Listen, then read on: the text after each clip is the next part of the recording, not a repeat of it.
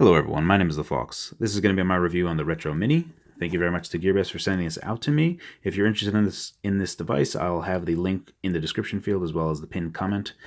Very quickly just see what the box has to offer. I've already opened it up. It just has a USB cable, instruction manual, and the device itself. The most important bit of instructions is right here. Basically press select and start at the same time to go to an in-game menu where you can quit, save, and load, which is all you really need. So this is the Retromini itself. It's a pretty handsome looking device, nice translucent plastic case.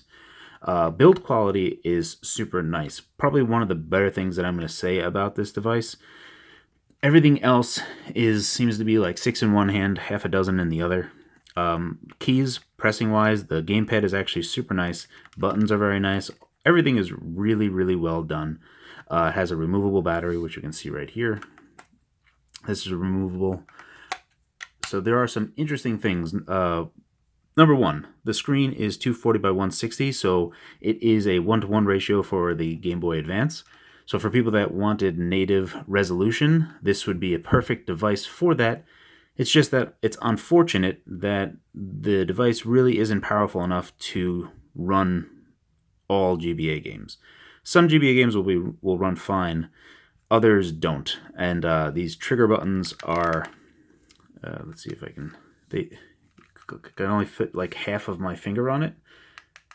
So when you have it like this, it's a little bit tricky. You almost have to like weirdly position your index fingers to press them. I wish that these buttons were, I don't know, designed differently. But honestly, I'd probably rather them just be back buttons back here to press. Because having shoulder buttons, while I can see the appeal to it, how they executed it was not very well done. So we have a 3.5mm audio jack, your micro USB for charging. You can also, when you connect it and hold B and start it up, it will show up as a JZ4750, which it is not. It is, the chip on this is the JZ4725B, and it's running at 384 megahertz. It is a MIPS processor, and it is just barely able to emulate most Game Boy Advance games. Let's go ahead and fire it up, just so you can see what I'm talking about. Internally, there's this menu that you can go through, which is nice enough. When you put in your micro SD card, it'll show you as SD card right here. If you want your games to load in through the SD card, you have to put it, the SD card has to have a directory called game, and then all of your ROMs need to be inside there for them to show up in there. And then you can just press A without having to press anything else, and it would automatically load. And then left will, which is kind of weird, left will paginate down, and right will paginate up, and then up and down work as you expect, individual. So let's go. There's one game here, like Barbie Horse Adventure. Now, you wouldn't think that this game would require a whole bunch of horsepower to run, but apparently it does, because this runs pretty bad. I was just letting my daughter play around with it, so we were going through a bunch of different games. She's a pretty big fan of Metal Slug, but she was getting tired of just kind of going through the first level.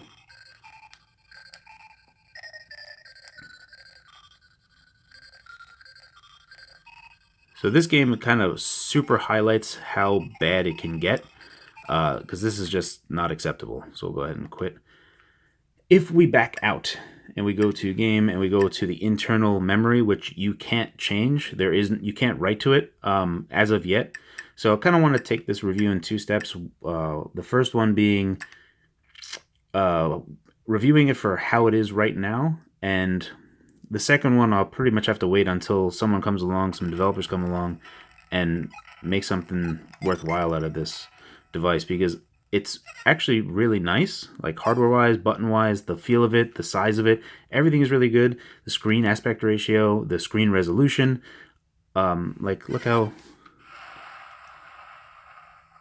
that's like legit for Game Boy Advance. But when you start playing the game, there is some inconsistencies. There's like some weird frame skip going on, and there's just the sound isn't able to keep up, so it's not really worthwhile. And it's weird that the included games that they put in there don't even run that well. Metal Slug does run well enough, but there are some weird things. Oh, whoopsie. There are weird things that you'll have to do Let me go ahead and just jump straight into it.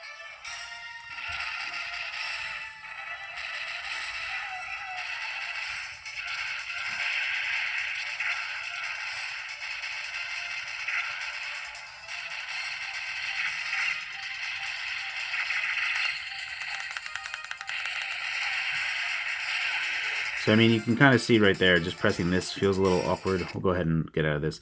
Now, the other thing is that what I find weird, there are some games in here that are, let's just back out and we'll go to the file manager because this is one of the only ways that I can play these games. So you can see Pico config. When you play Genesis games, it is actually using Pico Drive as the emulator. Go ahead and open up a Nintendo game, and you can see the text is all kind of messed up. So scaling is wrong. We'll just jump straight into the game. So you can see how the scaling is just all kinds of crummy.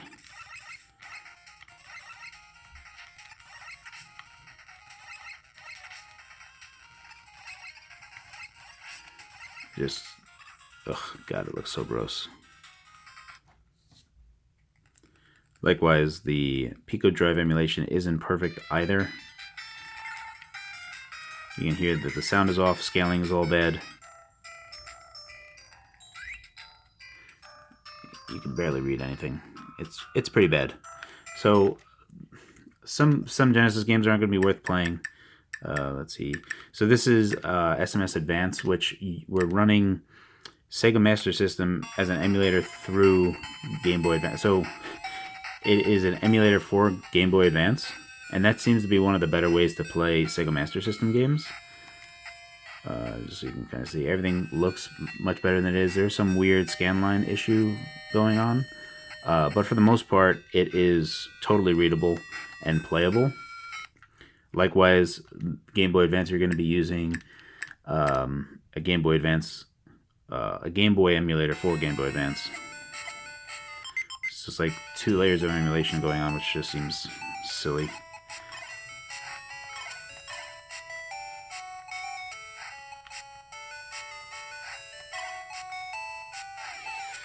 So that runs and that plays well, but there's like, you have to make a lot of concessions. Yeah, so the Retromini, I know that at fasttech.com they sell it for $30 to $35. At that price, it's kind of okay, but the chip that comes on here, the JZ4725B, is, from what I'm looking up on Wikipedia, is an Ingenic chip that came out in 2005.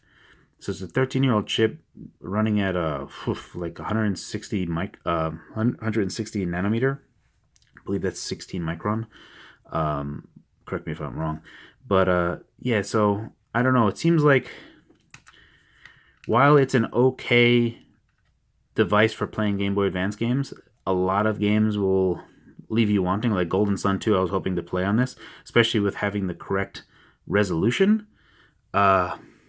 The build quality is nice too, which is really unfortunate. It really feels like there's a lot of different of these Ingenic chips around. There's that Revo K101 clone that is out now that has getting some support, and then there's that K3 Plus that's available now and for like $45. This being the cheaper one to get, obviously, because it has an older chip on it. I would really, really hope that one day some developers get a hold of this and we can get a little bit more mileage out of this, because build quality wise, even how it looks is very nice. You have your potentiometer, I believe I'm pronouncing that correctly, for sound. You have your on-off switch. I mean, it's really not bad. I mean, like, you can see that the build quality is really good. It looks nice in the hand, and it's nice and small. It's just it's not going to play every Game Boy Advance game. Game Boy games are kind of a pain to get up and running. Games that would favor 2 face buttons and even 2 shoulder buttons, where this would be just GBA. But this is like for Nintendo. Even running Nintendo games, the scaling's all wrong. It's kind of half there and half not. Like, showing it to someone and having them hold it, the buttons feel good. I can't. It's hard for me to recommend this. At Fast Tech, it's like $30. GearBest might have coupons for it, which get it down to that price as well. Then I could recommend it when it's that cheap.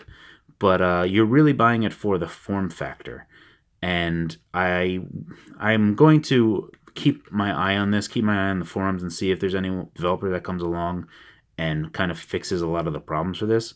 And when that day comes, I will definitely be along to re-review this with the new information that we have. It also does come with a 8 gigabyte micro SD card, which is nice, and a little reader. So yeah, that's it. It's not really there.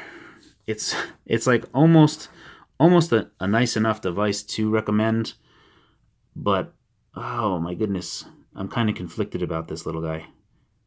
Hopefully some developers come along and make it what it should be, is what I'm saying.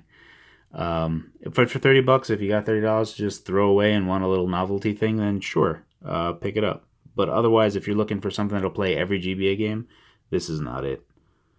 Anyway, thank you very much for watching.